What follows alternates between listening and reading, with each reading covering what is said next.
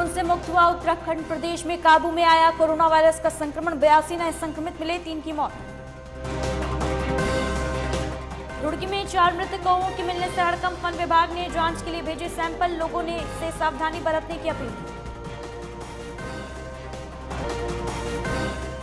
उत्तराखंड कांग्रेस में गरमाई सियासत, हरीश रावत को सीएम कैंडिडेट घोषित करने की मांग, हरीश रावत के समर्थकों ने फेसबुक के जरिए की मांग। हरिद्वार कुंभ में भारी संख्या में पहुंचेंगे श्रद्धालु, दमकल विभाग की बड़ी लापरवाही, बिना फायर एनओसी के चल रहे कई होटल, आश्रम और अस्पताल। और उत्तराखंड में कोहरे ने बढ़ाई मुश्किलें, मसूरी से ज्यादा सर्द हुआ हरिद्वार, हालात के सहारे लोग सड़कों पर रेंग कर चल रहे वहां।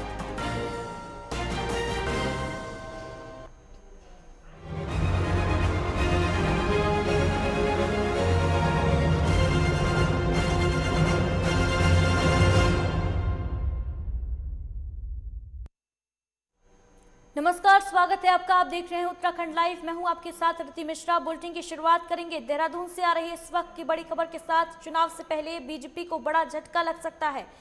रविंद्र जुगरान ने आम आदमी पार्टी का दामन थाम लिया है। वरिष्ठ राज्य आंदोलनकारी और पूर्व राज्य मंत्री हैं रविंद्र जुगरान, और बड़ा झटका भारतीय जनता पार्टी को लगा है।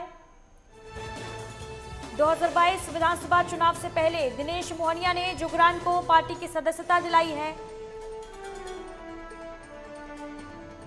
तो देहरादून से इस वक्त की बड़ी खबर आपको बता रहे हैं। चुनाव से पहले बीजेपी को बड़ा झटका लगा है। रविंद्र जुगरान ने आम आदमी पार्टी का दामन थाम लिया है। पूर्व राज्य मंत्री रविंद्र जुगरान आम आदमी पार्टी में शामिल हो गए हैं। वरिष्ठ नेता हैं बीजेपी के, जिसके बाद भारतीय जनता पार्टी को बड़ा झटका लगा है। आम आदमी पार्टी में शामिल हो गए हैं रविंद्र जुगरान। दिनेश मोहनिया ने जुगरान को पार्टी की सदस्यता दिलाई। तो उत्तराखंड में बीजेपी के लिए ये बुरी खबर सामने आ रही है, जहां रविंद्र जुगरान ने आम आदमी पार्टी की सदस्यता हासिल कर ली है।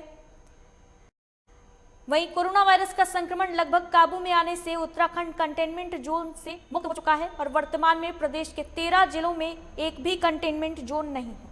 अब पूरा प्रदेश अनलॉक हो गया है, और किसी भी स्थान पर अब लोगों की आवाजाही और अन्य गतिविधियों पर प्रतिबंध नहीं होगा। प्रदेश में जून जुलाई से कोरोना संक्रमण की रफ्तार तेजी से बढ़ने की वजह से सरकार ने संक्रमण का सामुदायिक फैलाव रोकने के लिए कंटेनमेंट जोन बनाने की शुरुआत की थी। वहीं उत्तराखंड में कोरोना संक्रमण के बीते एक हफ्ते से कम ही मामले सामने आ रहे हैं, और गुरुवार को प्रदेश में 82 नए संक्रमित पाए गए हैं। वहीं 3 मरीजों की मौत हुई है। कुल संक्रमितों की संख्या 95,908 हो गई है, जबकि एक्टिव मामले भी घटकर 1,338 हैं। स्वास्थ्य विभाग के आंकड़ों के मुताबिक गुरुवार को 9,040 सैंपल्स की जांच रिपोर्ट नेगेटिव आई है। वहीं देहरादून जिले में 44, हरिद्वार में 17, नैनीताल में 11, उधम सिंह नगर में 5, बागेश्वर और चमोली में 1 और पैड़ी में 3 केस सामने आए हैं। वहीं पिथौरागढ़, चंपावत, टिहरी, रुद्रप्रयाग, अल्मोड़ा और उत्तरकाशी जिले में कोई संक्रमित नहीं पाया है। बताते चलें कि 1,642 कोरोना संक्रमित मरीजों की मौत हो चुकी है, जबकि गुरुवार को 178 मरीजों को डिस्चार्ज किया गया है।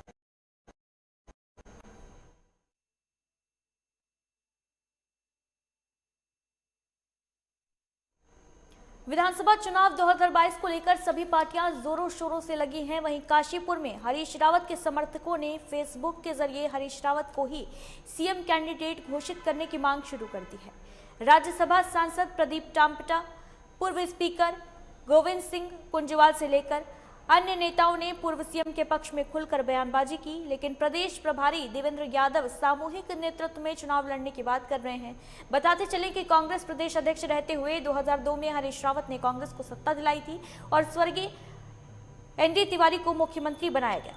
2012 में भाजपा की सत्ता से बाहर होने के बाद हरीश रावत फिर प्रबल दावेदार थे, लेकिन विजय बहुगुणा को मौका मिला, और पहले 2 बार चूकने पर रावत के खेमे से जुड़े विधायकों ने दिल्ली में डेरा डालकर 2014 में राज्य की कमान हरीश रावत को दिलवा दी थी। लेकिन अब चुनाव से ठीक पहले हरीश रावत खेमा फिर से सक्रिय हो गया है, और हरीश रावत को फेसबुक के जरिए सीएम कैंडिडेट घोषित करने की मांग शुरू कर दी गई है। वहीं वरिष्ठ कांग्रेस नेता त्रिलोक सिंह अधिकारी ने भी कांग्रेस हाईकमान से अपील करते हुए कहा कि उत्तराखंड विधानसभा 2022 के चुनाव में मुख्यमंत्री चेहरे के लिए हरीश रावत को आगे करना चाहिए, ताकि हरीश रावत के चेहरे से 2022 में उत्तराखंड में सरकार बन सके।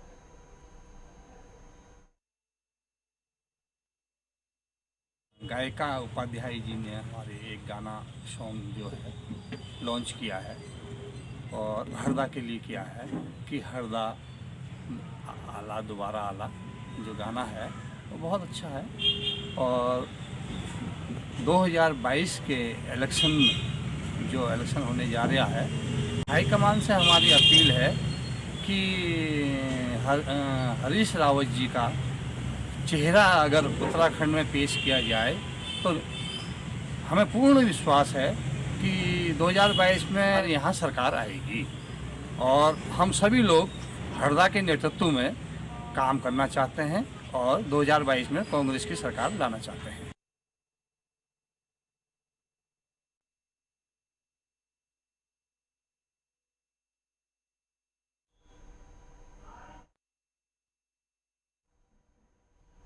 आरिफ हमारे सहयोगी इस पूरी खबर पर ज्यादा जानकारी के साथ हमारे साथ जुड़ रहे हैं। आरिफ, लगातार गहमा गहमी बढ़ती जा रही है कांग्रेस पार्टी में और हरीश रावत को एक बार फिर मुख्यमंत्री का फेस बनाने की मांग कर रहे हैं पार्टी के कार्यकर्ता, क्या कहेंगे? जी, आपको बता दूं, जिस तरीके से उत्तराखंड में राजनीति का भूचाल पैदा हो गया है, ऐसे में देखा जा रहा है कि एक प्रसिद्ध माया उपाध्याय जी हैं, उन्होंने एक सॉन्ग लॉन्च किया है और उस सॉन्ग से पूरे उत्तराखंड की राजनीति में भूचाल आ गया है और विपक्ष के माथे पे बल पड़ गए हैं। ऐसे में हरीश रावत के समर्थक जो हैं उनकी वाहवाही कर रहे हैं और समर्थक जो हैं हाईकमान से मांग कर रहे हैं कि 2022 के चुनाव में उत्तराखंड में मुख्यमंत्री चेहरे के लिए हरीश रावत को हाईकमान को आगे लाना चाहिए। तमाम जानकारी के लिए शुक्रिया आपका आरिफ।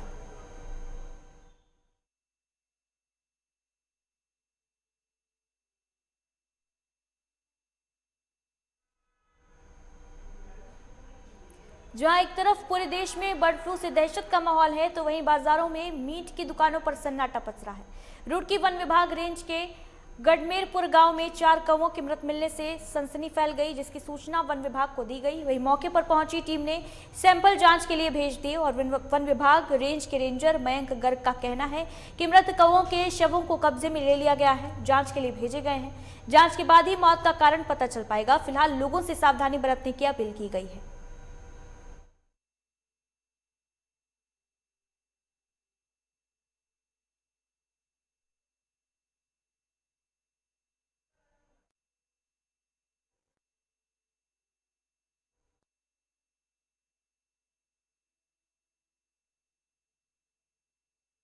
रुड़की में 4 कौवे मृत अवस्था में पाए गए हैं, जिसके बाद बर्ड फ्लू की आशंका जताई जा रही है। बर्ड फ्लू के कारण मौत होने की आशंका जताई जा रही है और लोगों में दहशत का माहौल है, जिसके बाद वन विभाग ने लोगों से अलर्ट रहने के, सावधान रहने की अपील की है। बर्ड फ्लू को लेकर देश भर में दहशत है इस वक्त और जगह जगह पक्षियों के मरने की खबर सामने आ रही है। 4 कौवे मृत अवस्था में पाए गए रुड़की में, जिसके बाद लोगों में हड़कंप है। हालांकि प्रशासन ने कौवों के सैंपल जांच के लिए भेजे हैं और रिपोर्ट आने के बाद ही पता चल पाएगा कि मौत के पीछे वजह क्या है।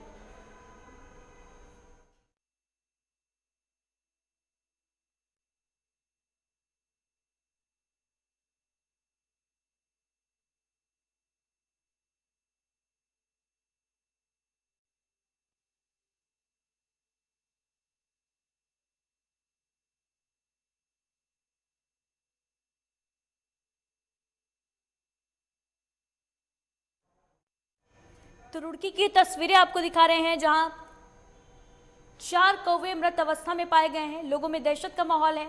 बर्ड फ्लू की आशंका जताई जा रही है। हालांकि प्रशासन का कहना है कि रिपोर्ट आने के बाद ही पता चलेगा। सैंपल्स जांच के लिए भेजे गए हैं और रुड़की में बर्ड फ्लू फैलने की आशंका को लेकर लोगों में दहशत का माहौल देखने को मिल रहा है। लोग डरे हुए हैं, सहमे हुए हैं, हड़कंप मचा हुआ है।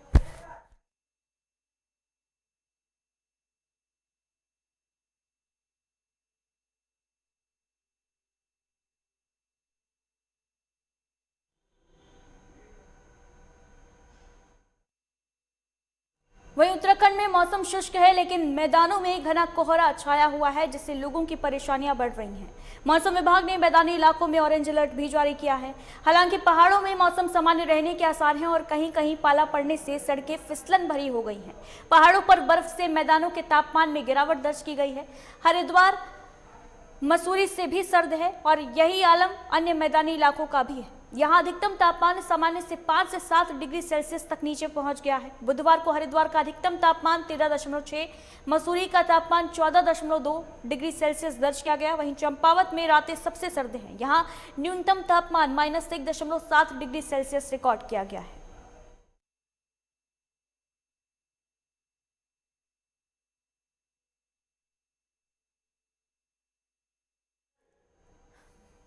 संजय पुंडीर हमारे सहयोगी हमारे साथ जुड़ रहे हैं तमाम जानकारी के साथ। संजय, लगातार जो मौसम है उसकी मार लोगों पर पड़ती नजर आ रही है। किस तरीके से सर्दी अपना सितम ढा रही है, तापमान लगातार गिर रहा है, क्या कुछ अपडेट है? इस वक्त मौसम का मिजाज कैसा है हरिद्वार में? संजय,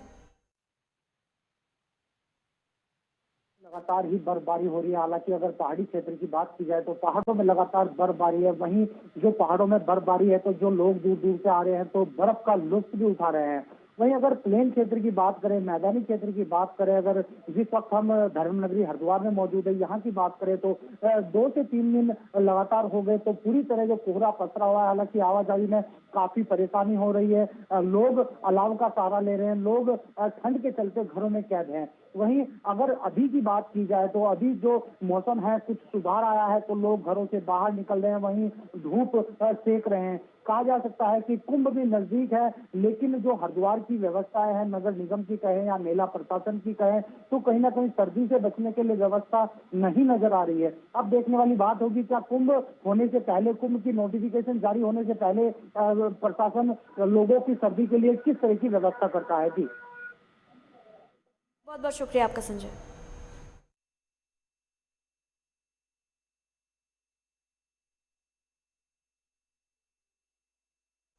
और फिलहाल यह वक्त एक छोटे से ब्रेक का है, जल्द लौटेंगे।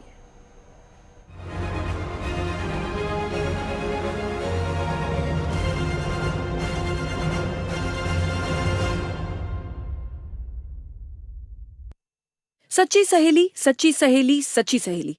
कितनी बार बता चुकी हूँ कि सिर्फ सच्ची सहेली ही है महिलाओं की नंबर 1 औषधि एवं टॉनिक। तो फिर भी आप अपना ध्यान क्यों नहीं रखती? आज ही नजदीकी मेडिकल स्टोर से सच्ची सहेली आयुर्वेदिक सिरप अपने घर ले आएं, ताकि घर को स्वस्थ रखने वाली खुद भी रहे बिल्कुल स्वस्थ। सिर्फ 2 चम्मच दिन में 2 बार रोजाना। सच्ची सहेली, महिलाओं के लिए सबसे भरोसेमंद औषधि एवं टॉनिक।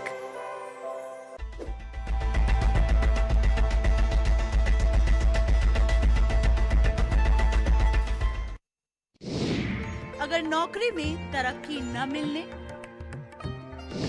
आपसी संबंधों में खटास होने, घर वालों से सम्मान न मिलने या घर के निरंतर कलेश से हैं परेशान, तो कॉल करिए 9795777775 पर, जहां आचार्य धनंजय जी आपको देंगे हर समस्या का समाधान। देखिए नक्षत्र चक्र हर रोज सुबह 7:30 बजे सिर्फ लाइव टुडे पर। कानूनी दांवपेच में उलझी जिंदगी, इंसाफ की आस में लंबा इंतजार, अदालतों पर बढ़ता बोझ, बदलते कानून का क्या है सरोकार? लीगल एक्सपर्ट से जानेंगे उपाय। देखिए न्याय और कानून गुरुवार और रविवार सुबह 11:30 बजे सिर्फ लाइव टुडे पर।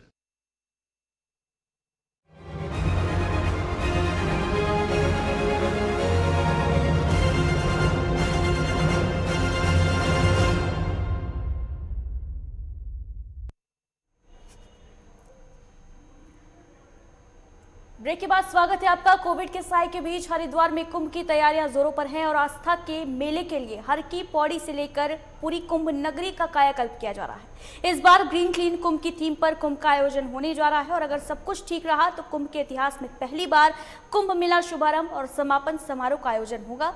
लेकिन यहाँ कई होटल, धर्मशाला, आश्रम और अस्पताल बिना फायर एनओसी के चल रहे हैं, जिससे कभी भी कोई बड़ा हादसा हो सकता है। रिपोर्ट देखिए।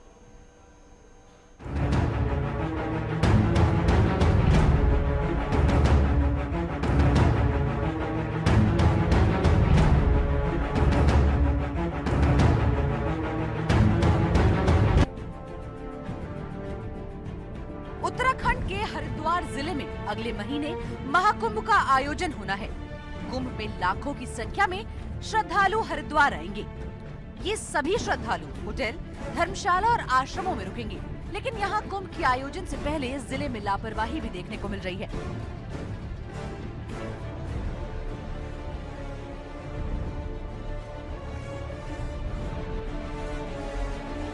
दरअसल होटल, धर्मशाला और आश्रम और अस्पतालों तक में फायर की एनओसी नहीं है। मात्र 19 अस्पतालों के पास फायर एनओसी है, जिसमें एक सरकारी अस्पताल है। फायर सेफ्टी के नियमों का पालन न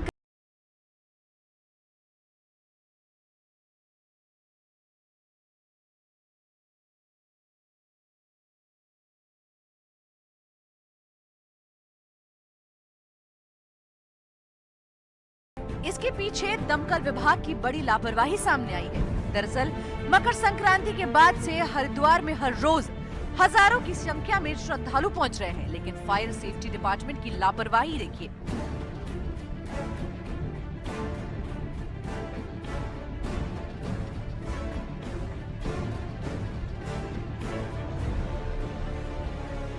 कि यहाँ श्रद्धालु ठहरते हैं, उन होटलों, धर्मशाला और आश्रमों के पास फायर विभाग की एनओसी नहीं है। हरिद्वार के तमाम गली मोहल्लों में होटल, धर्मशालाएं और आश्रम हैं, जहां फायर ब्रिगेड की गाड़ियां भी नहीं पहुंच सकती। सरकारी और निजी अस्पतालों के पास भी फायर की एनओसी नहीं है।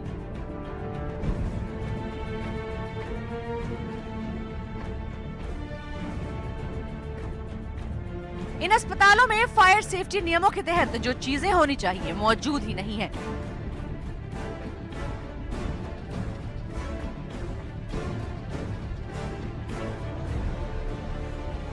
लगभग सभी अस्पताल भगवान भरोसे चल रहे हैं। कुंभ मेला अधिकारी स्वास्थ्य अर्जुन सिंह सेंगर ने कहा कि पर्यटन विभाग के अनुसार हरिद्वार में तकरीबन 550 से ज्यादा धर्मशाला है।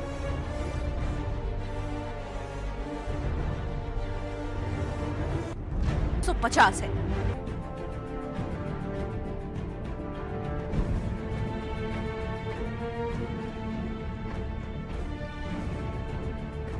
साल 2021 में कोरोना वायरस संकट के बीच हरिद्वार में कुंभ मेले का आयोजन होने जा रहा है, जो 48 दिनों तक चलेगा। कुंभ के इतने बड़े आयोजन में सुरक्षा व्यवस्था को लेकर पुलिस कोई कसर नहीं छोड़ना चाहती। इसके लिए सुरक्षा के पुख्ता इंतजाम किए गए हैं।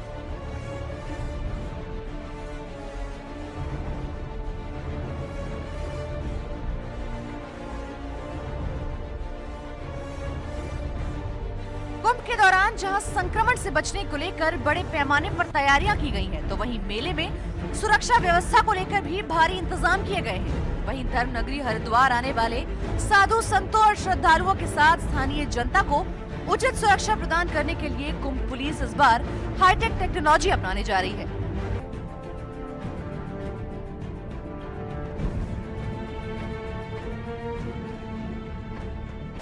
हरिद्वार की बात करते हैं तो वर्तमान में हमारे पास जो है 67 होटल और गेस्ट हाउसों की एनओसी दी गई है और वर्तमान में 2 आश्रमों की एनओसी गई है। बाकी अन्य किसी के पास फायर की एनओसी प्रदान नहीं की गई है। जी सर, शासन स्तर पर जो है इसमें युद्ध स्तर पर तैयारी चल रही है कि कुंभ के दौरान जो है किसी भी प्रकार की जानमाल का नुकसान ना हो। सर, इतना बड़ा कुंभ का आयोजन हो रहा है, अगर फायर सेफ्टी की बात करें तो मात्र कुछ ही प्राइवेट हॉस्पिटलों में, सरकारी हॉस्पिटल में कोई फायर की एनओसी नहीं है, और अखाड़ों और आश्रम में भी किसी में कोई एनओसी नहीं, मात्र 2 आश्रम है जिनमें एनओसी है। तो 68 होटल्स हैं जिन्होंने एनओसी ली है, लेकिन करोड़ों लोग यहाँ हरिद्वार पहुंचेंगे। नो, बिल्कुल जो इश्यू आप अगर जितना बोल रहे हैं वो अगर फैक्ट है तो ये एक गंभीर विषय रहेगा, तो इसको जो है हमें तुरंत संज्ञान लेना होगा। तो जितने भी बड़े बड़े संस्थान हैं, भवनों हैं जहाँ पे फायर सेफ्टी को लेकर के अगर अभी तक पूरा प्रक्रिया फॉलो नहीं हुआ है तो ये तुरंत जो है ये फॉलो करने के लिए निर्देश अभी दिया जाएगा। इसका इन्फोर्समेंट भी जो है कुंभ के पहले कोशिश करेंगे कि समस्त जगह में जो है इसको अनुपालन होने का। अच्छा, इसको मैं तुरंत अभी फॉलो अप कर लेता हूँ। फिलहाल हमारा जो गवर्नमेंट बिल्डिंग्स में तो अधिकांश जगह में जो है जहाँ जहाँ हम इंस्पेक्शंस भी करते हैं ये ज़रूर इंश्योर करते हैं कि फायर सेफ्टी को लेकर के पूरा प्रिकॉशंस किया हुआ है करके। मगर प्राइवेट बिल्डिंग्स में इस प्रकार का जो बातें आ रही है, पहले मैं इस फैक्ट है या नहीं करके इसको मुझे वेरीफाई करना होगा। जो भी इसका पालन नहीं किए हैं उनको जो है एक सीमित समय के अंतर्गत इसको पूरा पालन करवाएंगे। जिससे आसमान से लेकर जमीन तक कुंभ मेला क्षेत्र में घूम रहे असामाजिक तत्वों पर नजर रख सकेगी।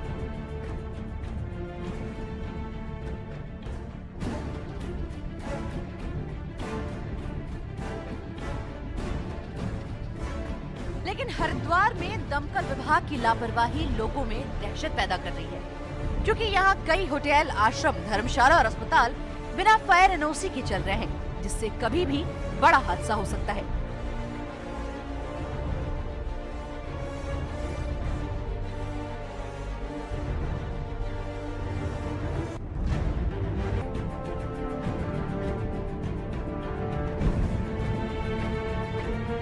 जिससे कुंभ मेले के दौरान श्रद्धालुओं को कोई नुकसान न हो। हरिद्वार से संजय पुनीत की report, live today.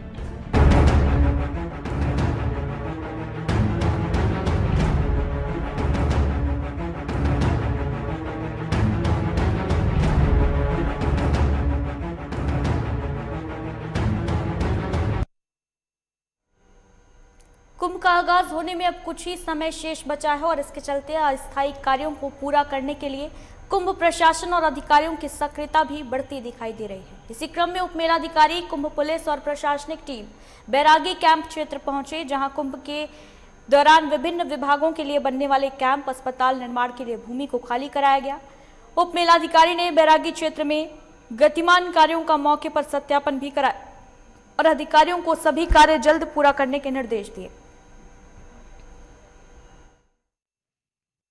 Special camping होनी है यहाँ पर, sector magistrate, sector police officer, उसके अलावा 20 बेडेड हॉस्पिटल का भी निर्माण होना है, तो उसका निर्माण गतिमान है, इसलिए प्लान का भी, चूंकि NHI का रोड लगभग काम पूरा हो गया, इसलिए हटाया गया। आज यहाँ पर मार्किंग की जा रही है कि हॉस्पिटल हमारा कहाँ पर बनेगा। ऑलरेडी ये डिजिटलाइज है, तो उसी को मौके पर आज उसका सत्यापन कराया जा रहा है, जिससे कि तत्काल हॉस्पिटल की सुविधा यहाँ पर दे दी जाए। उसके अलावा कैंपिंग के लिए यहाँ पर हमारे sector magistrate officer, sector police officers के भी ऑफिस है, और पुलिस की अपनी एक हमारी बटालियन भी रुकेगी, जिसको वहाँ पर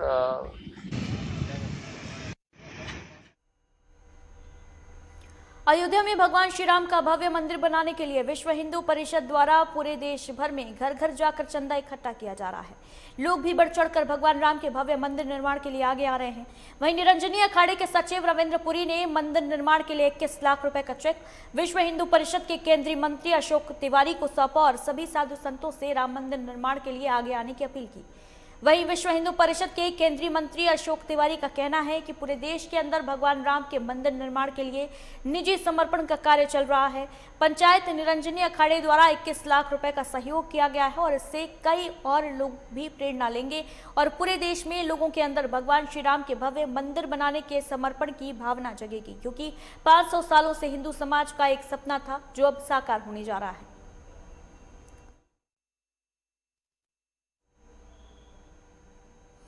प्राण भी निछावर हम करें वो भी कम है।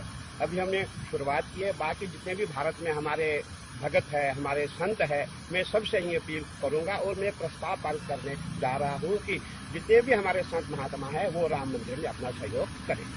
पूरे देश के अंदर भगवान राम के जन्मभूमि पर मंदिर निर्माण के लिए एक निधि समर्पण का कार्यक्रम चल रहा है। उस क्रम में आज पंचायती अखाड़ा श्री निरंजनी ने 21 लाख रुपए की बड़ी भारी राशि का समर्पण किया है।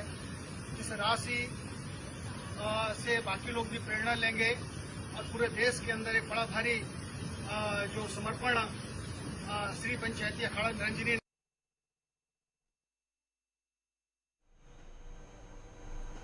और फिलहाल यहाँ वक्त एक छोटे से ब्रेक का है, जल्द लौटेंगे।